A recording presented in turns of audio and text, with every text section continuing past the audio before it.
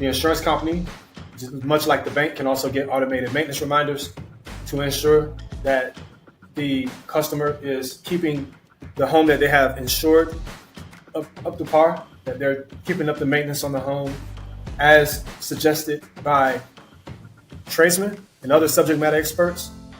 And the insurance company can follow up, take required action, if need be, initiate communication with the homeowner directly in the app. As well as the maintenance history, we also have the build history where the insurance company would have access to all of the phase level information, and they can take required actions on those things. The insurance company also has access to the received appraisals and the inspections.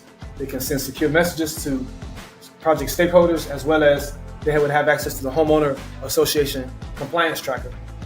The insurance company also would have access to the project document repository, where they can see certifications, pictures, documents, receipts, lien waivers, stakeholder sign-offs.